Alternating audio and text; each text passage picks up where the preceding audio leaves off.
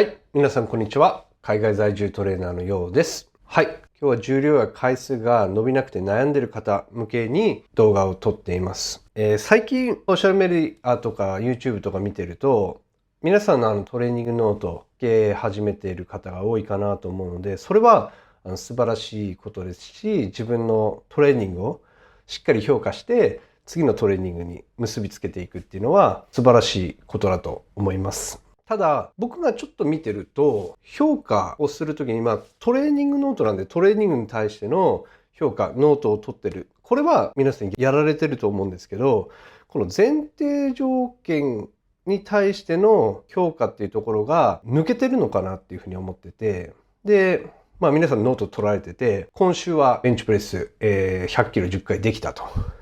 で、次の週になって、今週やった時に、また100キロ10回だったと。で、ここでしっかりその数字で分析するところと自分の感情は分けて分析してほしいなって思うんですよね。で、単純に100回、10回だったと。一緒じゃないか。伸びてない。で、ストレスを溜めてほしくないんですよ。でも伸びてないじゃんって思われてると思うんですけど、じゃあ、先週の、例えば月曜日だったとします。先週の月曜日、ベンチプレス10回やりました。今週の月曜日、ベンチプレス10回やりました。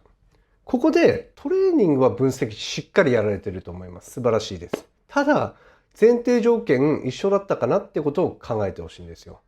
前日の睡眠、日曜日ですね。日曜日、睡眠しっかりとれてましたか？食事はどうでした？普段と同じものを食べてましたか？それとも外食に行っていつもと違う食事をした？日曜日だったけれども仕事が急に入ってしまって普段ないストレスがかかっていた。もしくは家族のイベントごとがあって別な普段とは違う疲労度があった。こういうものがすごくトレーニングには影響してきます。なので単純に数字だけ見ると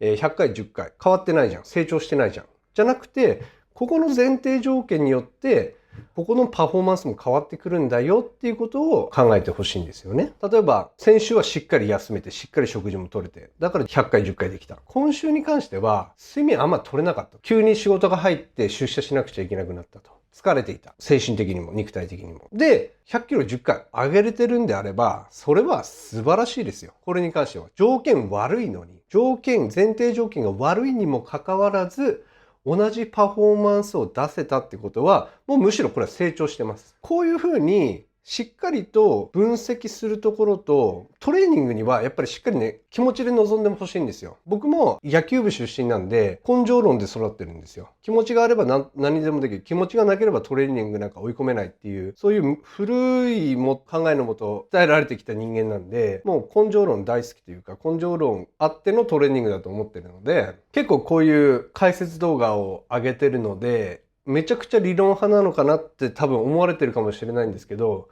僕のトレーニング全然理論だってないです。実際に自分がやってるトレーニングなんかは、本当に理論からするとだいぶかけ離れたトレーニングを僕個人はやってるので、ちょっと申し訳ないんですけど、それだけトレーニングが好きで、理論に縛られないで、もう好きなようにガンガントレーニングやってるっていう感じです。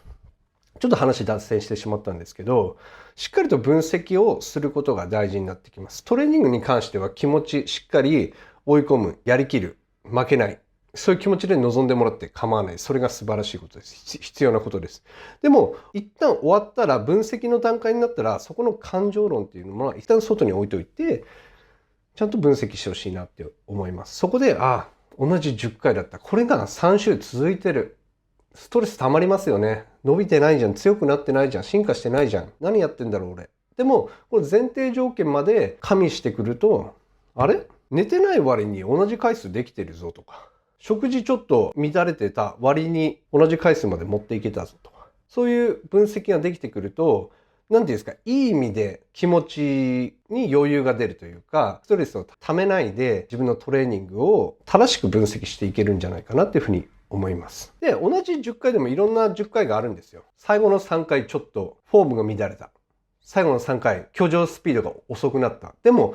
同じ10回だったとしても、前回と比べて最後の3レップがどういう状況だったかをそこを細かく分析していくと、成長の足跡がちゃんと見えます。挙上するときにフォームが乱れなくなったとか、挙上スピードが前よりも上がったとか。で、同じ10回だったとしても、そういうふうにしっかりと評価してあげることで、無駄なストレス、感情論的なストレスをためずに、しっかりと自分のそういう小さな成長を発見することができます。やっぱり、忙しく仕事をされてる中、トレーニングやってる方だと、毎回毎回、前回と同じ健康状態だったり、精神状態だったり、食事、睡眠の時間の確保、全く同じでやれることってほとんど少ないと思うんですよね。それがやれてる人は、すごくいいし、前提条件を同じにできてるのであれば、本当にトレーニングの方だけ分析していけばいいので、そこで上がってる、伸びてる、どうかっていうのを見ればいいので、そういう方はすごく楽だと思うんですけど、ほとんどの方ってそうはなかなかいかないですよね。子供が熱出したとか、急に残業入ってしまったとか。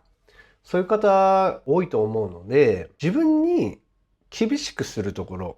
気持ちを強く持ってトレーニングに臨むところと、フィードバックっていうか自分がどうだったかなって見るところは、しっかりと分析してあげることが大事になってきます。それがやっぱりトレーニングを継続していく上で、無駄なストレスをためずに、しっかりと自分の小さな成長ですね。そういうところも見ていけるので、やっぱりね、続けていくことが一番大事ですから、もうなんか伸びないって言って嫌になっちゃってやめちゃう人とかも結構僕も見てきたので、そうじゃなくて自分は今良くなってるんだ。良くなるためにそのプロセスを踏んでる段階なんだと、しっかりその分析するところ、感情と切り離して分析するところを分析してあげるといいんじゃないかなというふうに思います。